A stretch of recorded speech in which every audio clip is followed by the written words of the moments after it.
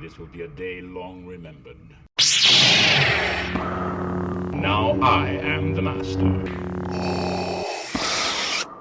Welcome to another episode of Legends and Theories, and welcome to my review of The Bad Batch, episode 14, War Mantle.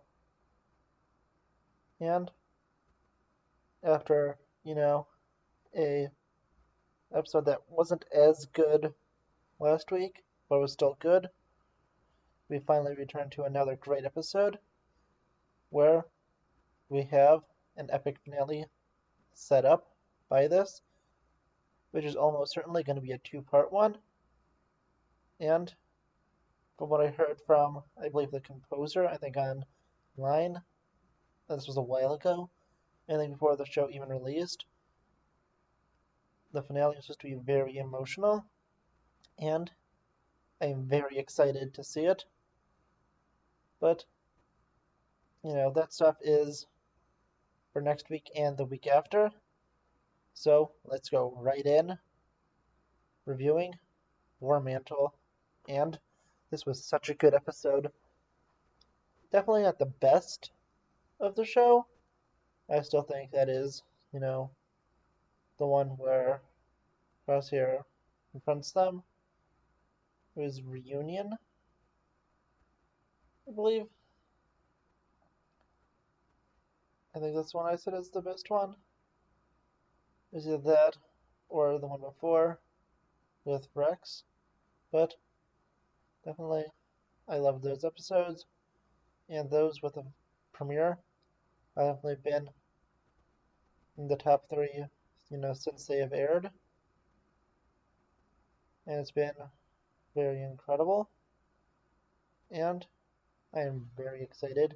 But let's go to the plot of this.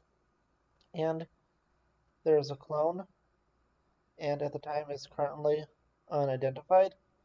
Although, knowing what you do know about the future, you could make a few educated guesses, running on more of a jungle planet.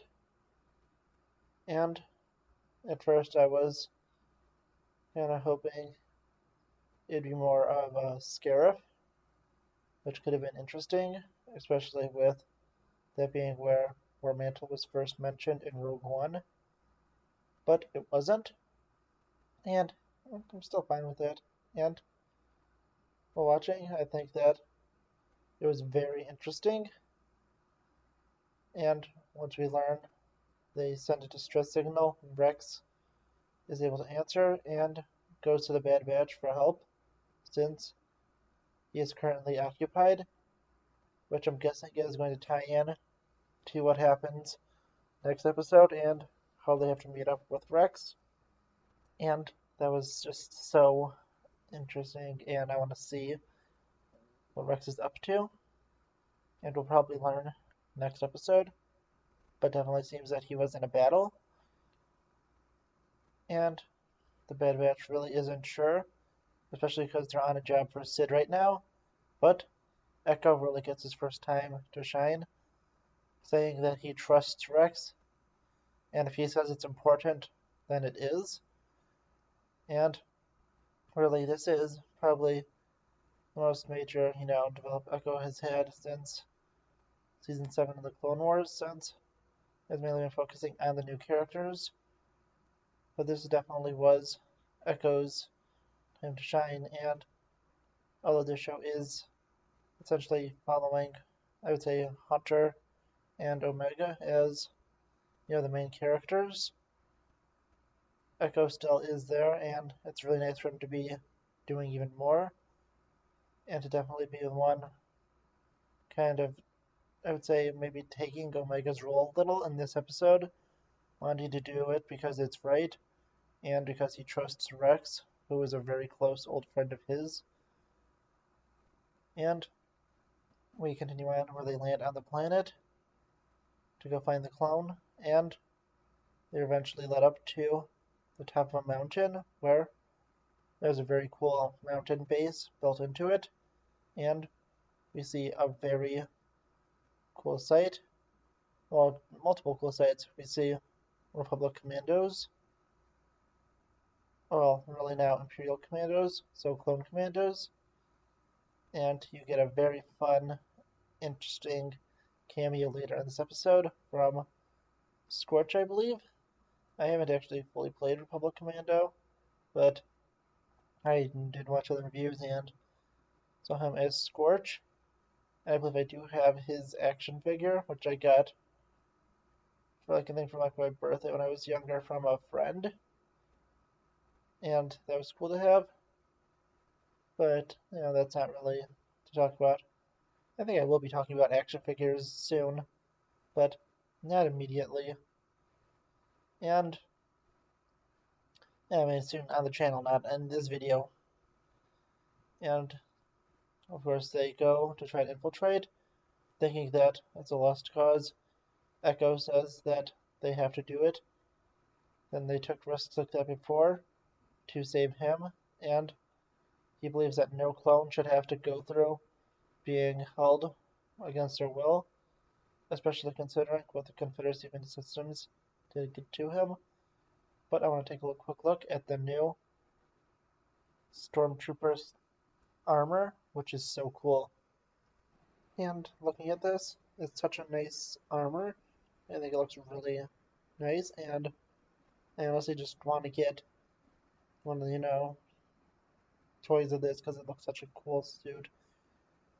I think it's a perfect transition between, we'll say the, what was it called, like Imperial Stormtrooper and Clone Trooper armors, and I kind of wish this is the one they kept because honestly I like this so much more than the Stormtrooper armor. And I think I kind of like Phase 2 clones a little more than this, but this armor just looks so cool. I honestly, just want to see once merchandising for this Stormtrooper armor comes out.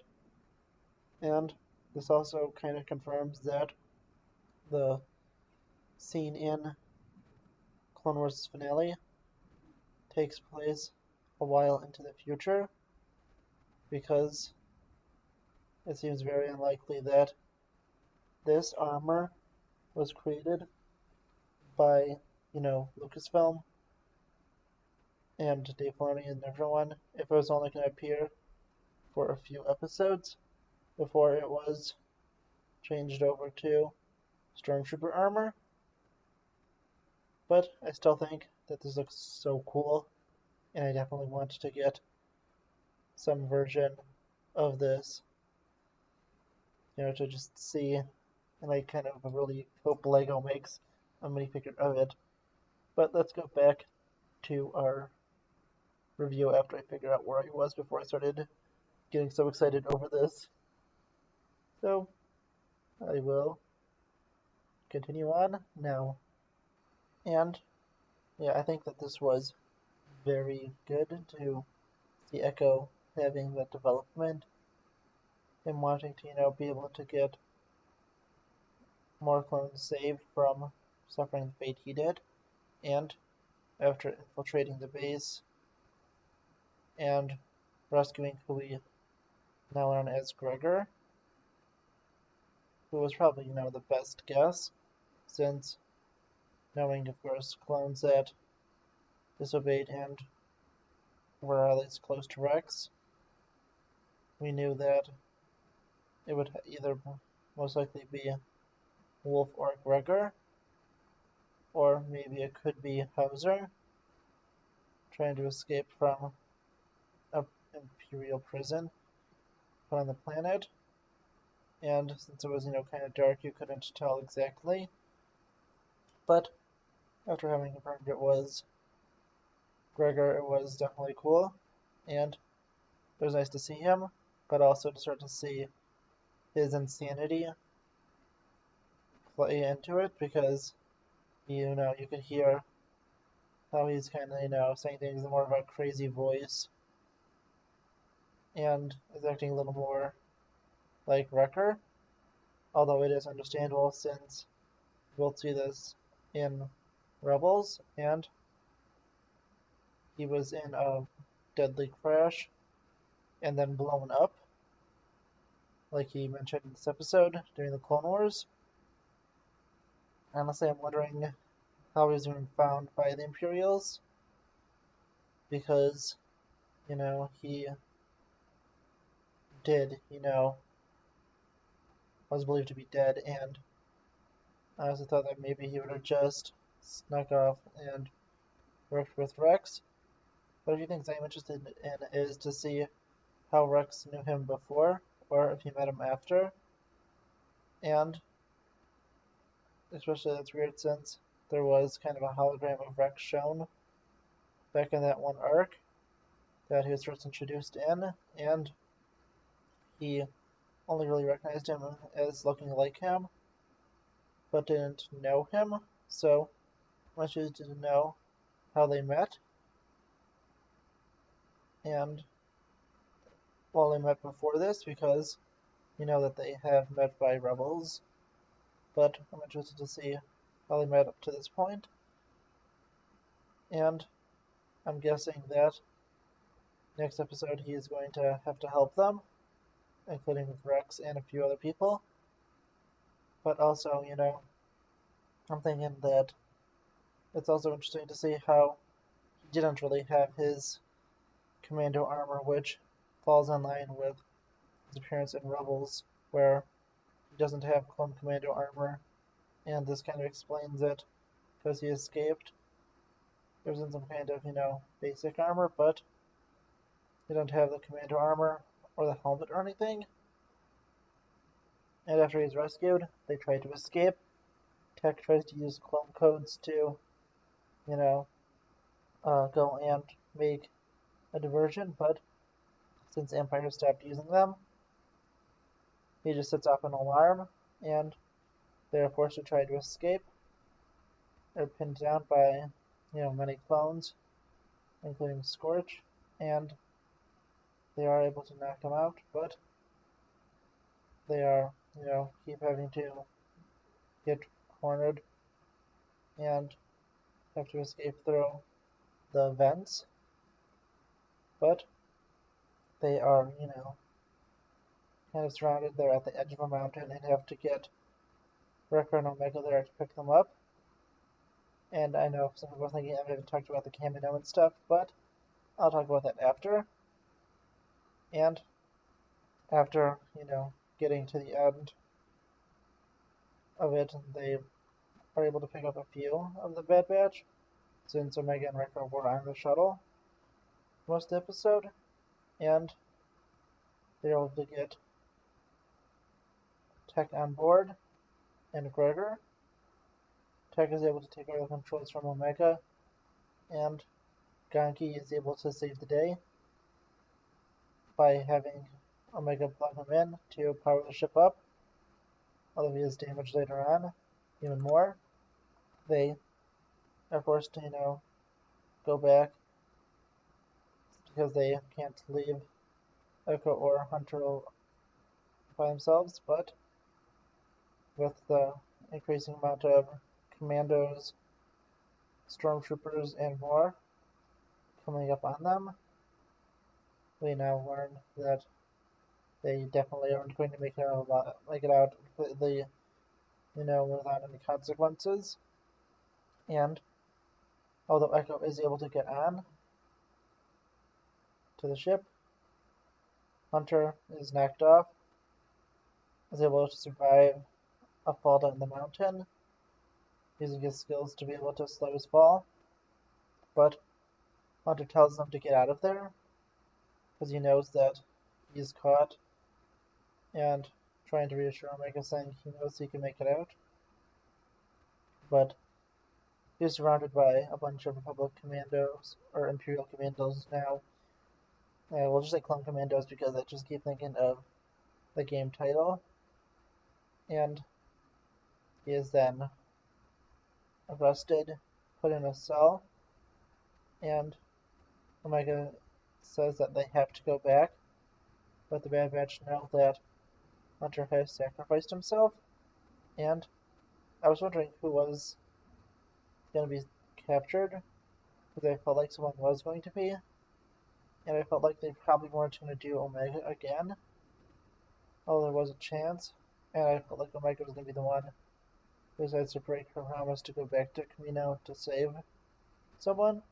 I feel like Hunter was most likely, the best option, but, who knows, it could have been someone else, and now they're going to have to return to Camino, and I'm guessing it's going to be a pretty cool scene because they're going to put an inhibitor chip into Hunter once again, and I think we're going to have a very cool scene where I think we could see them going to rescue Hunter, and next episode ends with them rescuing him, but him saying good soldiers follow orders, and then they are surrounded by an army, likely led by Crosshair, and that would be a really cool ending for next week's episode.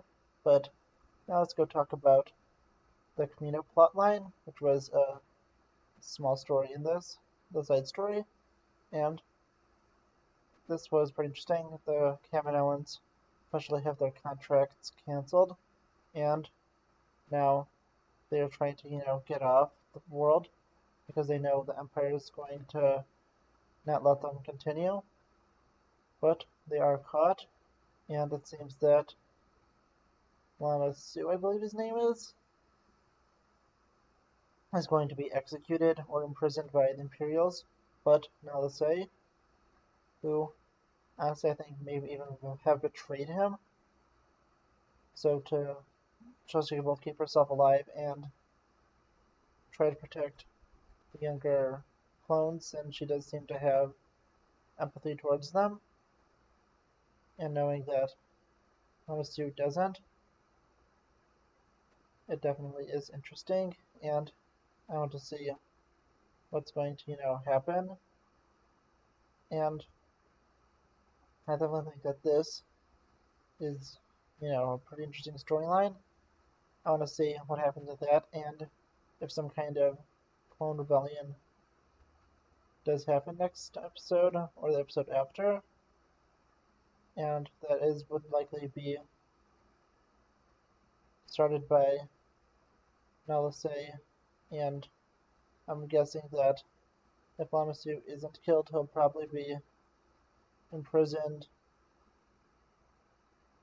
and probably will be executed almost certainly. I feel like that's pretty likely, and I really have no idea what's going on, but in the next episode, but I feel like there may even be some of the bounty hunters, especially Fennec Shand, hired to help them go and liberate Camino by Nalase, who was me having to be even more careful but working behind the Empire's backs.